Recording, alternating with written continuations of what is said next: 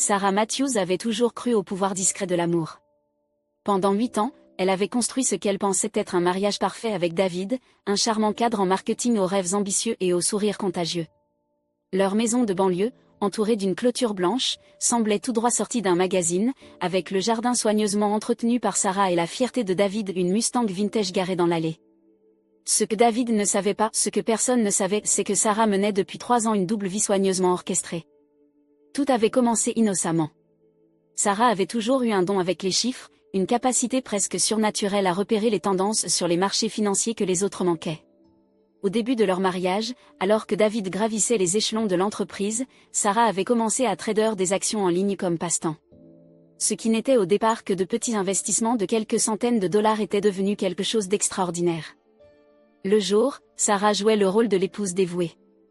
Elle préparait les plats préférés de David, gardait la maison impeccable et assistait à ses soirées d'entreprise avec un sourire discret. La nuit, une fois David endormi, elle s'installait dans son bureau et plongeait dans l'univers des marchés internationaux, des crypto-monnaies et du trading à haut risque. Son portefeuille secret avait atteint la somme impressionnante de 500 000 dollars. Elle avait prévu de surprendre David pour leur 10e anniversaire de mariage, s'imaginant son visage lorsqu'elle lui révélerait qu'elle avait, à elle seule, assuré leur avenir financier. Ils pourraient rembourser leur prêt immobilier, voyager à travers le monde, peut-être même fonder enfin la famille dont ils parlaient depuis longtemps. Tout allait être parfait. Mais Sarah allait bientôt découvrir que la perfection n'était qu'une illusion. Les changements chez David avaient commencé subtilement. Les soirées tardives au bureau étaient devenues la norme plutôt que l'exception. Son téléphone, autrefois négligemment laissé sur les comptoirs ou les tables, semblait désormais collé à sa main, toujours face écran vers le bas quand Sarah s'approchait. Les baisers passionnés d'autrefois étaient devenus de simples bises machinales, et leurs conversations se limitaient désormais aux listes de courses et aux factures à payer. Sarah tenta de se convaincre qu'il s'agissait simplement de stress lié au travail. L'entreprise de David subissait une restructuration, et elle savait qu'il était sous pression pour faire ses preuves. Elle redoubla d'efforts pour être l'épouse parfaite, elle lui cuisinait ses plats préférés, organisait des soirées romantiques qu'il annulait de plus en plus souvent, et gardait le silence lorsqu'il lui parlait sèchement pour des broutilles. La première vraie fissure apparut un jeudi soir pluvieux de mars. Sarah avait passé la journée à célébrer une opération particulièrement fructueuse qui lui avait rapporté 15 000 dollars de bénéfices. Elle rayonnait d'enthousiasme en préparant le dîner préféré de David, du saumon en croûte d'herbe avec des légumes rôtis, et envisageait de lui glisser qu'elle avait une « bonne nouvelle » à partager. David rentra à la maison à 21h30, la cravate desserrée, le visage fermé. « Désolé pour le retard », marmonna-t-il sans croiser son regard. « Crise au boulot. »« Aucun souci », répondit Sarah d'un ton enjoué, posant devant lui l'assiette joliment dressée. « J'ai tout gardé au chaud. »« Ta journée s'est bien passée ?»« Bien. » Le mot était sec, définitif. Sarah l'observa manger machinalement le repas qu'elle avait préparé avec amour, les yeux rivés sur son téléphone. Quand elle tenta d'aborder le sujet de leur anniversaire qui approchait, il se contenta de grogner des réponses évasives. Cette nuit-là, alors que David ronflait à ses côtés, Sarah fixait le plafond, se demandant à quel moment leur mariage était devenu si vide. Elle ouvrit l'application de son compte de trading sur son téléphone, observa les chiffres verts qui représentaient son succès, et ne s'était jamais sentie aussi seule. Lisa Chen était la meilleure amie de Sarah depuis l'université. Avec son rire communicatif et son esprit aventureux, Lisa incarnait tout ce que Sarah rêvait parfois d'être: audacieuse, franche et farouchement indépendante. Tandis que Sarah avait choisi le mariage et la vie domestique, Lisa s'était lancée dans l'immobilier avec une détermination sans faille, devenant l'une des meilleures agentes de la ville. Lisa était également incroyablement belle, avec de longs cheveux noirs, une silhouette qui attirait tous les regards et une garde-robe qui respirait le succès. Sarah avait toujours admiré, plutôt qu'envie, la confiance de son amie, reconnaissante d'avoir quelqu'un d'aussi dynamique dans sa vie. Elles se retrouvaient tous les mardis pour un café dans leur établissement préféré du centre-ville, une tradition qui avait survécu au changement d'emploi, aux plaintes occasionnelles de David à propos du « temps entre filles » de Sarah, et à la série de relations ratées de Lisa.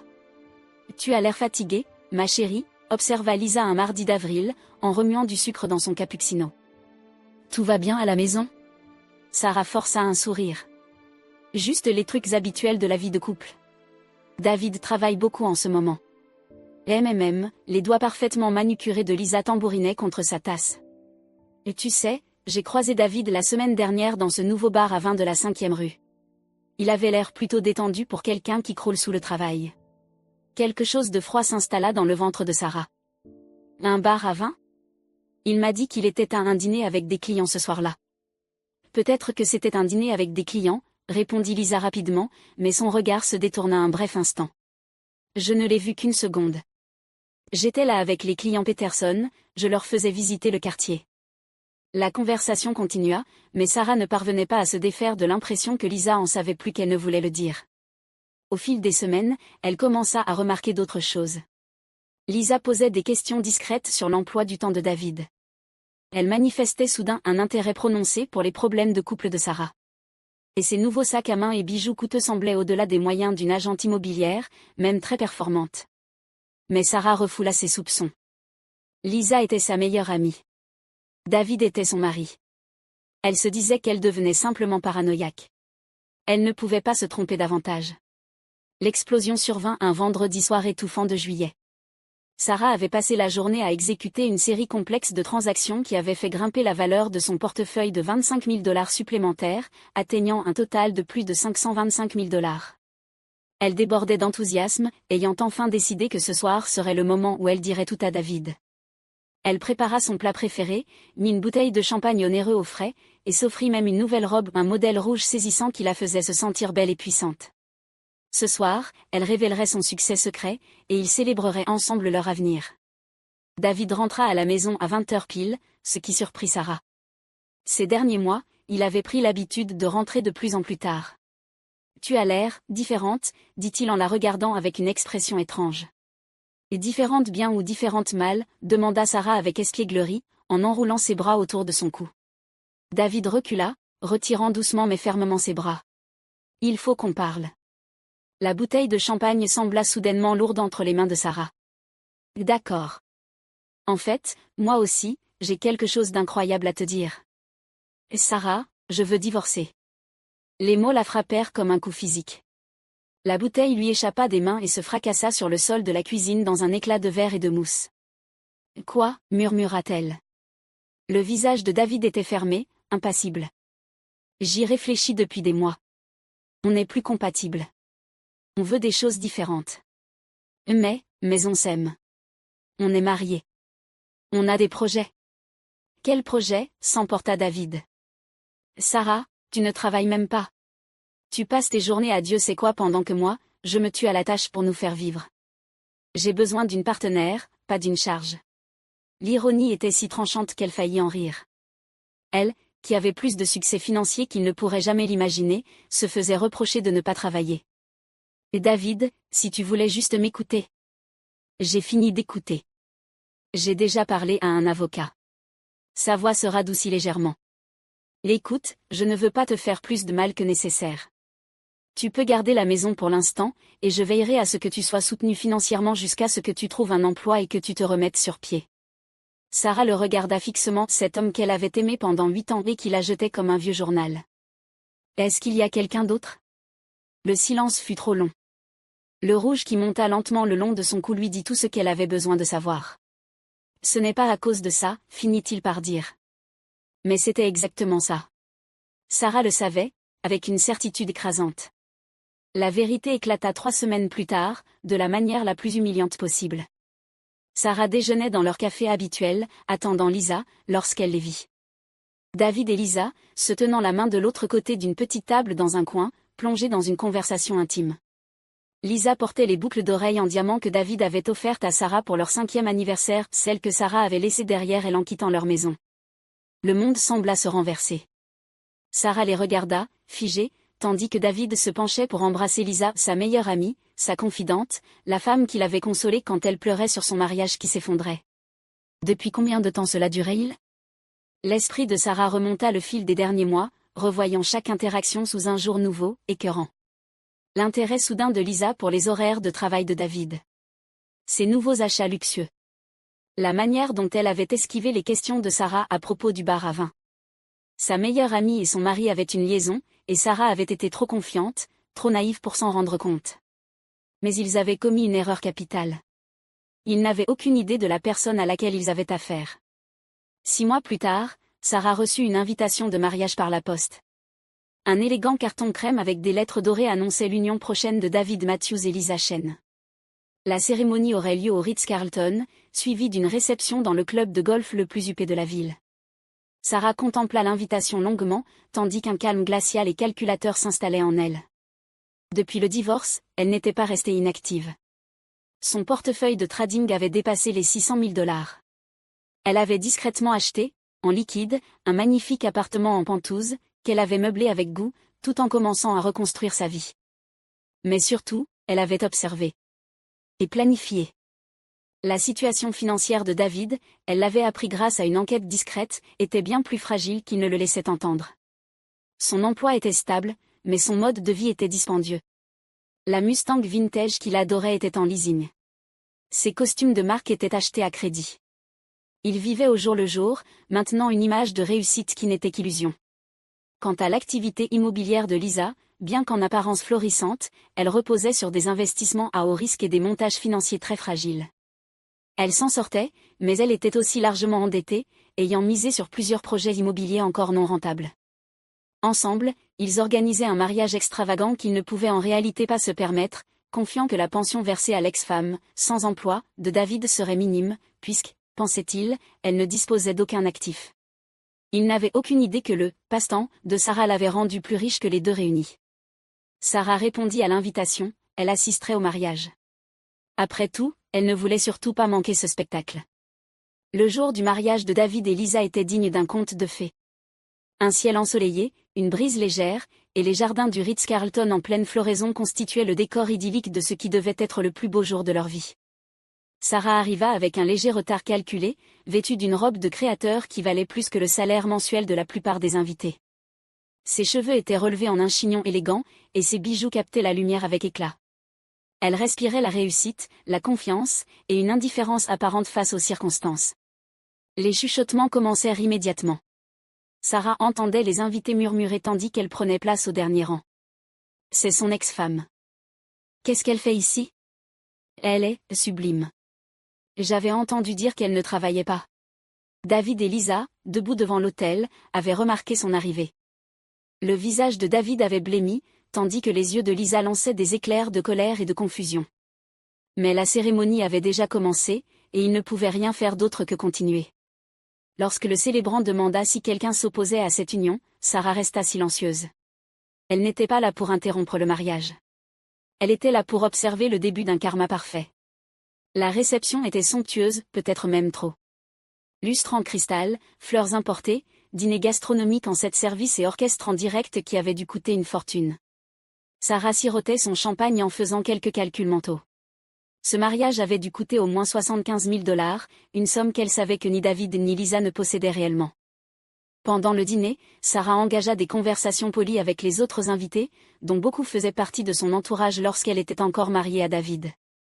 Elle détourna habilement leurs questions insistantes sur sa situation actuelle avec de gracieux sourires et des réponses vagues à propos de nouvelles opportunités à explorer. Mais au fil de la soirée, elle commença à semer quelques indices sur sa véritable situation. Une mention décontractée de son nouveau Penthouse. Une allusion subtile à son portefeuille d'investissement. Un commentaire sur l'idée d'acheter une résidence secondaire. Les graines de curiosité étaient plantées. Le tournant eut lieu lors des discours. Le témoin de David, un peu éméché par le vin hors de prix, lança une blague sur le fait que David avait enfin trouvé une femme qui comprend la valeur du travail, contrairement à certaines personnes. La remarque visait clairement Sarah, et les invités se remuèrent, mal à l'aise. C'est alors que Sarah décida qu'il était temps. Elle se leva avec grâce, une coupe de champagne à la main, et s'adressa à la salle. « J'aimerais porter un toast, dit-elle, sa voix résonnant clairement dans la salle de réception soudain silencieuse. David et Lisa, à la table d'honneur, avaient l'air de serre pris dans les phares d'une voiture. À David et Lisa, poursuivit Sarah, son sourire radieux. Que votre mariage soit tout ce que le mien n'a pas été. David, je sais que tu as toujours voulu une épouse qui puisse contribuer financièrement à ton partenariat. Lisa, je sais que tu as toujours admiré la réussite et l'indépendance. Elle fit une pause, laissant la tension s'installer. Je veux que vous sachiez tous les deux que je ne vous en veux pas pour la façon dont tout s'est terminé. En fait, je vous suis reconnaissante. Tu vois, David, pendant les dernières années de notre mariage, j'étais en réalité très occupée. Pendant que tu pensais que je restais à la maison à ne rien faire, je construisais quelque chose d'extraordinaire. La salle était désormais glaciale de silence. J'ai passé les 3 dernières années à constituer un portefeuille de trading qui vaut aujourd'hui plus de 600 000 $. Je suis propriétaire à 100% d'un Pantouse, je conduis une voiture entièrement payée, et je n'ai jamais été aussi heureuse ni aussi stable financièrement. Des exclamations de surprise traversèrent la foule. Le visage de David était passé du blanc au vert. Alors merci, David, de m'avoir libérée pour devenir la femme indépendante et prospère que j'ai toujours été destinée à être. Et merci, Lisa, d'avoir pris un homme qui juge la valeur d'une femme à son salaire plutôt qu'à son caractère. Vous êtes vraiment faits l'un pour l'autre. Sarah leva son verre. À ce merveilleux couple. Elle but d'un trait sa coupe de champagne, la posa calmement, et quitta la salle de réception la tête haute, laissant derrière elle une pièce pleine d'invités stupéfaits et 2 personnes dont le jour parfait venait d'être irrémédiablement détruit. Les conséquences de la révélation de Sarah furent rapides et brutales. Dès le lundi matin, la nouvelle de sa richesse s'était répandue dans tout leur cercle social. L'histoire avait été enjolivée et exagérée à chaque récit, mais une chose demeurait, David Matthews avait divorcé d'une femme secrètement riche pour épouser sa meilleure amie et tout le monde le savait désormais. L'humiliation de David était totale. Ses collègues, à qui il s'était plaint pendant des mois de son ex-femme paresseuse et sans emploi, le regardaient désormais avec un mépris à peine dissimulé. Son patron, impressionné jusque-là par l'apparente responsabilité financière de David lors du divorce, commença à remettre en question son jugement et ses capacités de décision. Mais l'humiliation personnelle n'était rien comparée à la réalité financière qui commençait à écraser David et Lisa. Le mariage extravagant avait été financé par des cartes de crédit au plafond atteint et un prêt personnel que Lisa avait contracté en misant sur ses futures commissions immobilières. Ils avaient compté sur la fusion de leurs revenus et la réduction de leurs dépenses en vivant ensemble, mais les chiffres ne collaient tout simplement pas. Le prêt immobilier de David, le leasing de sa voiture et les paiements minimums de ses cartes de crédit engloutissaient la majeure partie de son salaire. Les investissements immobiliers de Lisa étaient bloqués dans des projets qui ne rapporteraient pas avant au moins 1 an. Ensemble, ils étaient en train de se noyer dans les dettes, leur style de vie luxueux étant devenu insoutenable. Pire encore, l'activité immobilière de Lisa commença à souffrir. Plusieurs clients haut de gamme, mal à l'aise face au scandale et à la trahison de sa meilleure amie, décidèrent de se tourner vers d'autres agences. Dans le monde très axé sur l'image de l'immobilier de luxe, la réputation faisait tout et celle de Lisa était désormais entachée. Le stress commença à peser lourdement sur leur nouveau mariage, presque immédiatement. 3 mois après leur mariage, David et Lisa se disputaient constamment. La pression financière était implacable, mais c'était surtout la honte et les remords qui les détruisaient. David ne pouvait échapper à cette réalité, il avait sacrifié un mariage avec une femme capable d'assurer leur avenir pour une relation qui était en train de le ruiner. Chaque facture reçue, chaque carte bancaire refusée, chaque nuit blanche à s'inquiéter de l'argent était un rappel cruel de son erreur monumentale. Lisa, de son côté, faisait face aux conséquences professionnelles de ses actes. Sa réputation dans le milieu de l'immobilier était en lambeaux. Ses anciens amis et collègues la traitaient au mieux avec une froideur professionnelle, au pire avec une hostilité ouverte. Elle avait perdu non seulement sa meilleure amie, mais aussi le respect de toutes les personnes qui comptaient dans sa vie professionnelle. Leur appartement luxueux, loué dans un élan d'optimisme post-nuptial, les ruinait. Ils avaient signé un bail de 2 ans qu'ils ne pouvaient pas se permettre, en comptant sur des revenus qui ne se matérialisaient plus. La voiture de luxe que Lisa avait achetée pour fêter leur mariage allait être saisie. Mais le pire était la prise de conscience grandissante que leur relation, bâtie sur le secret et la trahison, n'avait aucun fondement solide. Une fois l'excitation de la liaison dissipée, une fois le frisson d'avoir pris ce qui appartenait à une autre effacé, il ne restait plus que 2 personnes qui avaient prouvé qu'elles n'étaient pas dignes de confiance. David commença à se demander si Lisa allait le tromper comme elle l'avait trompé avec lui. Lisa, elle, en vint à en vouloir à David pour la situation financière désastreuse dans laquelle il se trouvait, oubliant commodément que ce mode de vie extravagant avait été son idée. Ils apprenaient, trop tard, que les relations fondées sur la trahison survivent rarement au poids de leur propre fondation. Pendant que le monde de David et Lisa s'écroulait, Sarah, elle, s'épanouissait. Elle avait utilisé sa nouvelle liberté pour développer son activité de trading, transformant son passe-temps en véritable entreprise. Son portefeuille avait dépassé les 750 000 $, et elle envisageait de recruter une équipe pour l'aider à gérer ses stratégies d'investissement de plus en plus complexes. Mais surtout, elle s'était retrouvée elle-même. Sans le fardeau de maintenir un mariage parfait avec un partenaire indigne, Sarah avait fleuri. Elle prenait des cours de cuisine pour le plaisir et non par obligation. Elle voyageait dans des endroits que David n'avait jamais voulu visiter. Elle s'était fait de nouveaux amis qui appréciaient son intelligence et son humour, plutôt que de la juger sur son statut professionnel. Un soir, alors qu'elle dégustait un verre de vin sur le balcon de son penthouse surplombant les lumières de la ville, son téléphone sonna. L'identifiant de l'appel montrait le nom de Lisa. Sarah hésita un instant, puis répondit. « Allô, Lisa. » « Sarah, la voix de Lisa tremblait, incertaine. « J'ai besoin de te parler. Je ne vois pas très bien de quoi nous pourrions discuter. S'il te plaît. Je sais que je n'ai aucun droit de te demander ça, mais... Est-ce qu'on pourrait se voir? Juste quelques minutes? » La curiosité, plus que la gentillesse, poussa Sarah à accepter. Elles se retrouvèrent dans un petit café de l'autre côté de la ville, loin de leurs anciens repères. Lisa avait mauvaise mine. Ses vêtements de créateur ne pouvaient cacher les marques de stress autour de ses yeux, et son habituelle assurance avait disparu. « J'ai fait une erreur, dit-elle sans détour. La plus grosse erreur de ma vie. » Sarah ne dit rien, attendant la suite. « Je ne sais pas ce qui m'est passé par la tête. David, c'est lui qui m'a poursuivi, et j'ai été flattée. Je croyais. Je ne sais même pas ce que je croyais. Que l'herbe était plus verte ailleurs, peut-être. Que je méritais mieux que ce que j'avais. Ce que tu avais, c'était mon amitié et ma confiance, répondit calmement Sarah. Je sais. J'ai tout gâché pour quelqu'un qui ne m'aime même pas comme une amie devrait aimer. Les yeux de Lisa se remplirent de larmes. On est fauchés, Sarah. Complètement. Le mariage, l'appartement, tout, on ne peut rien se permettre. David m'en veut de l'avoir poussé à ce mode de vie trop coûteux, et moi, je lui en veux d'avoir fait de moi la méchante aux yeux de tout le monde. Sarah ne ressentit aucune satisfaction en entendant cette confession. Elle s'était attendue à se sentir vengée, triomphante même. Mais elle ressentit surtout de la tristesse pour l'amitié perdue. « Qu'est-ce que tu veux de moi, Lisa? Le pardon, peut-être? Je sais que je ne le mérite pas. Ou peut-être juste, je voulais te dire que tu as bien fait de partir. David n'est pas l'homme qu'on croyait. Il est superficiel, égoïste, et incapable d'aimer qui que ce soit d'autre que lui-même. » Sarah observa le visage de son ancienne amie. « Je ne vais pas faire semblant, Lisa. Ça fait mal. Tu étais comme une sœur pour moi. Mais je ne vais pas non plus prétendre que je ne suis pas mieux sans vous deux dans ma vie. » Lisa acquiesça, les larmes coulant librement désormais. « Je sais. Je voulais juste que tu saches que je suis désolée. Et que tu es incroyable.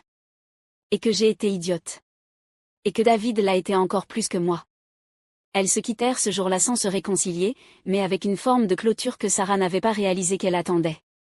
6 mois plus tard, Sarah reçut un autre courrier qui la fit s'arrêter.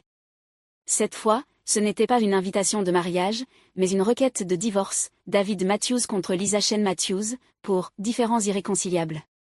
Selon le réseau local de ragots, que Sarah savait désormais très efficace, la fin avait été soudaine. David avait été licencié après une série de mauvaises décisions et de délais manqués, conséquence du stress lié à ses problèmes financiers. La licence immobilière de Lisa avait été suspendue, dans l'attente d'une enquête sur certaines pratiques douteuses concernant ses investissements. Incapables de payer leurs dettes, ils avaient dû déclarer faillite. L'appartement de luxe était parti, la voiture avait été saisie, et ils vivaient séparément dans des logements modestes, se rejetant mutuellement la faute de leur chute spectaculaire. David avait apparemment tenté de contacter Sarah à plusieurs reprises, mais elle avait bloqué son numéro et refusé toute rencontre. Par l'intermédiaire de connaissances communes, elle apprit qu'il travaillait comme vendeur de voitures et vivait dans un studio de l'autre côté de la ville. Lisa était retournée vivre chez ses parents et travaillait comme employée dans un grand magasin, tentant de reconstruire sa carrière et sa réputation. Tous deux, apprit Sarah, étaient profondément amers face à la tournure de leur vie. Mais plus encore, ils étaient hantés par la conscience de ce qu'ils avaient perdu. David avait abandonné une épouse aimante qui aurait pu le rendre riche au-delà de ses rêves. Lisa avait détruit son amitié la plus précieuse pour un homme qui s'était révélé incapable de loyauté ou d'amour. 2 ans après ce vendredi soir dévastateur où David lui avait demandé le divorce, Sarah vivait une vie qu'elle n'aurait jamais cru possible. Son activité de trading était devenue une véritable société de gestion d'investissement.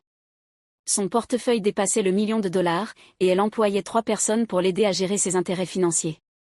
Elle avait acheté une magnifique maison sur les hauteurs de la ville, avec le jardin de ses rêves et un bureau paisible où elle pouvait travailler en toute sérénité. Mais plus encore, elle avait retrouvé l'amour. Marcus était un homme gentil et intelligent, propriétaire d'une petite librairie, et qui aimait Sarah pour ce qu'elle était vraiment. Il connaissait sa richesse, mais il était tombé amoureux de son esprit, de son humour et de sa générosité. Il parlait mariage, mais cette fois, Sarah n'était pas pressée. Elle avait appris l'importance de prendre le temps de vraiment connaître quelqu'un. Un soir, alors qu'elle préparait le dîner dans sa belle cuisine, Marcus leva les yeux de son livre. « Est-ce que tu regrettes parfois ce qui s'est passé ? Je veux dire, est-ce que tu aurais voulu que David soit différent, pour que tu puisses avoir le mariage que tu voulais à l'origine ?» Sarah réfléchit sérieusement à la question.